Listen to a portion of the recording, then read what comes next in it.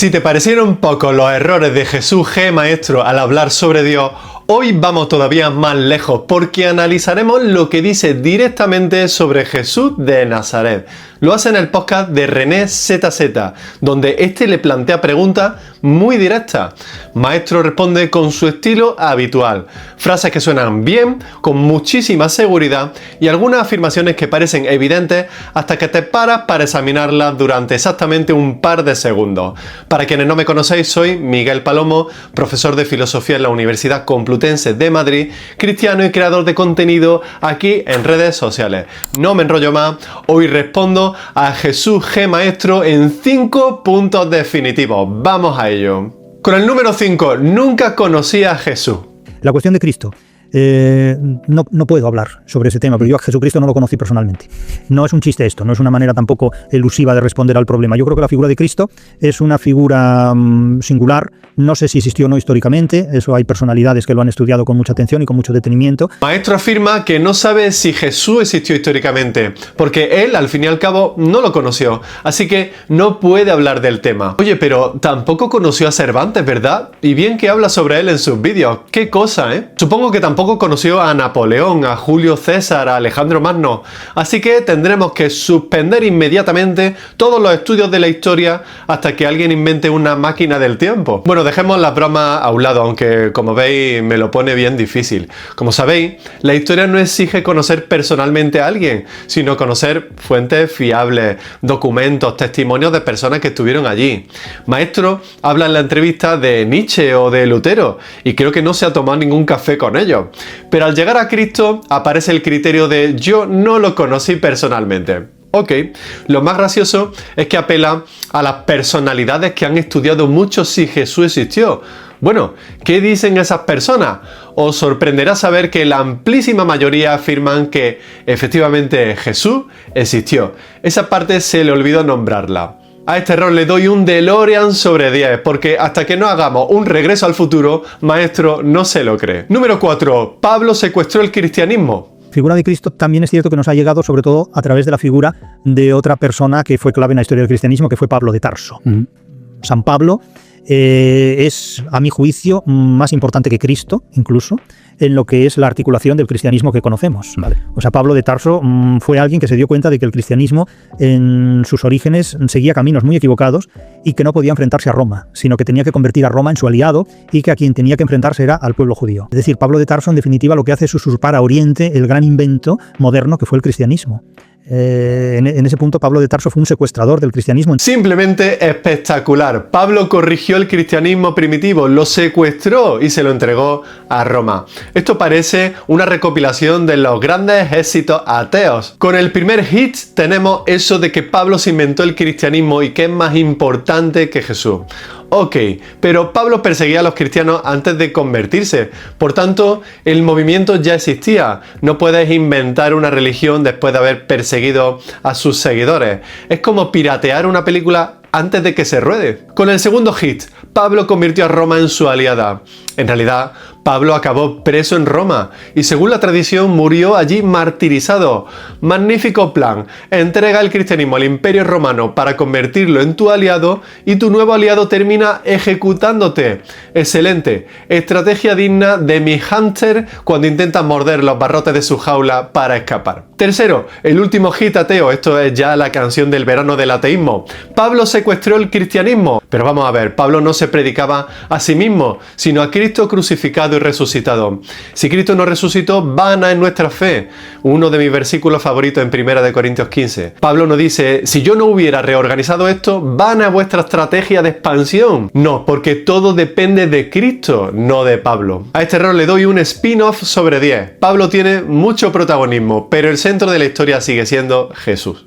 Con el número 3, el perdón cristiano es irracional. Aunque la filosofía cristiana, convertida incluso en religión cristiana, es, a mi juicio, una de las más potentes y de las más solventes, pues tiene a veces conceptos que a mi juicio son incompatibles con el racionalismo humano, vale, como el concepto de perdón. Bueno, es que el perdón es muy complicado. El perdón de Dios es incompatible con el racionalismo humano. Hay delitos que no se pueden perdonar católicamente.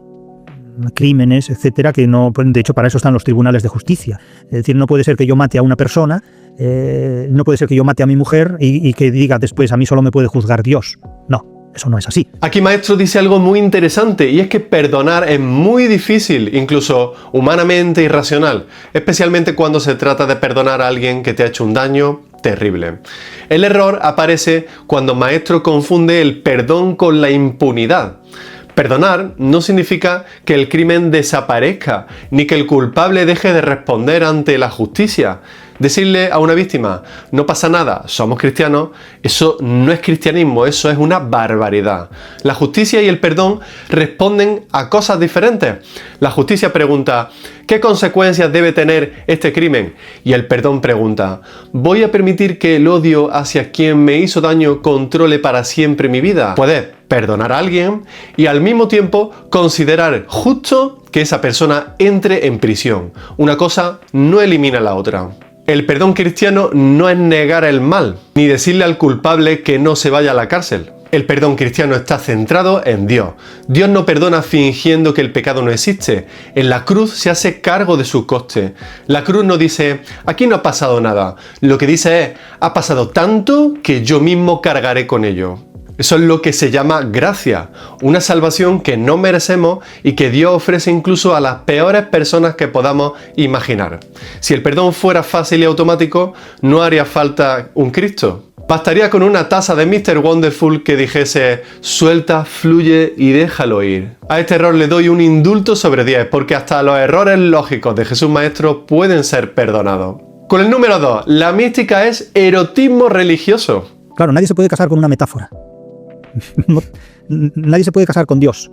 La esencia de la mística no está en un encuentro con Dios, está en que las novicias que ingresaban en los conventos con 14 o 16 años, al único hombre de una edad de 30 33 años que veían era Jesucristo semidesnudo con los brazos abiertos. Entonces, claro, es posible que quisieran tener un encuentro con ese hombre de brazos abiertos, extendidos y de torso completamente desnudo. Es decir, el origen de la mística puede estar ahí. Y como que hay quizás una intención, una tendencia. Es el erotismo de Dios, básicamente. Vale. Maestro reduce la mística a sexualidad reprimida y proyectada sobre Cristo. Muy freudiano, lo cual es curioso viniendo de alguien que critica tanto a la religión. Habría que ver qué deseo reprimido tiene Maestro con la religión para que cargue tanto contra ella. Por supuesto, la experiencia religiosa posee dimensiones psicológicas, afectivas y corporales. Somos personas, no somos hojas de Excel. Pero que una experiencia tenga un componente psicológico no significa que sea solamente psicológica. Además, su explicación no alcanza ni siquiera para explicar todos los casos. ¿También Juan de la Cruz buscaba a un hombre semidesnudo? Su explicación tampoco hace justicia al sentido de hacerse monja. De nuevo, yo no soy católico, soy protestante, pero no creo que haga falta un máster en catequesis para entender que el deseo de unión con Cristo en las monjas no es sexual, sino espiritual. Esposa de Cristo es lenguaje simbólico. Nadie espera que Dios aparezca vestido de novio en un juzgado de Cuenca para firmar los papeles. Es curioso, Maestro exige infinitos matices para interpretar el Quijote, pero al llegar a Teresa de Jesús y a Juan de la Cruz, lo reduce todo a novicias mirando un torso. A este error le doy una sesión de psicoanálisis sobre 10. Tiembla Freud, porque Maestro te ha usurpado el trono. Y con el número 1, no hay vida después de la muerte. Yo no creo, pero no, desafortunadamente no creo que haya un más allá. Ya me basta con este más acá.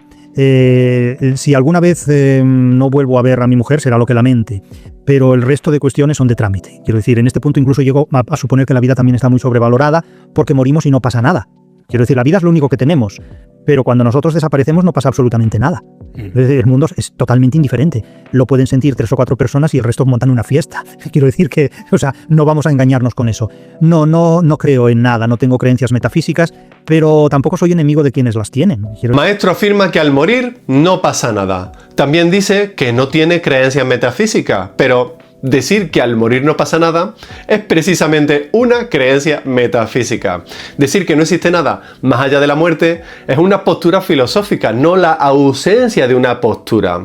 Me quedo alucinando de cómo habla con tanta seguridad y deja pasar estos errores tan sencillos. Maestro comienza diciendo, yo no creo. Perfecto, eso es una declaración sobre sus creencias personales. Él no está convencido de que exista vida después de la muerte. Pero segundos después cambia completamente el registro y afirma que cuando morimos no pasa absolutamente nada. Eso ya no describe lo que él cree, pretende describir lo que ocurre en realidad. Fijaos en el salto. Yo no creo que haya algo, por lo tanto no hay nada. Pero que tú no creas en algo no demuestra que ese algo no exista. Yo puedo decir que no creo que haya vida en otro planeta y de ahí no se sigue que yo haya inspeccionado todo el universo y pueda asegurar que estamos solos. En las palabras de Maestro vemos también su contradicción. Él mismo habla del deseo de permanecer con su mujer tras la muerte si existiera algo. El deseo de eternidad revela que no vivimos la muerte con la indiferencia que Maestro atribuye al universo. El amor humano protesta ante la desaparición de la persona amada. Pero, ¿por qué? Si solo somos un saco de átomos. ¿Qué importa en realidad si somos trozos de materia? ¿Qué más da si según él morimos y no pasa nada? Algo, amigo, no cuadra. Dice que no hay nada tras la muerte, pero él mismo actúa como si debiera haber algo. A este error le doy la nota de nada. Absolutamente nada. Como el universo cuando desaparezcamos. ¿Para qué pensar en números? Es broma, amigo. A este error le doy un 0. Conclusión, Jesús G. Maestro repite un patrón en todo lo que dice sobre Dios y sobre Jesús. Mucha seguridad al hablar, pero poca solidez en su argumento. Tras acusar a Pablo de secuestrar al cristianismo, yo me pregunto quién ha secuestrado la lógica en esa entrevista. Así que, la próxima vez que alguien os diga si lo dice un catedrático de literatura será verdad, recordadle que un título académico no es vacuna infalible contra los errores. Recuerda que este contenido no lo vas a encontrar en ningún otro canal, así que no olvides comentar, suscribirte, compartirlo entre tus amigos, porque de ese modo cada vez seremos más y aprenderemos más. Os mando un fortísimo abrazo y recordad que todo apunta a Dios.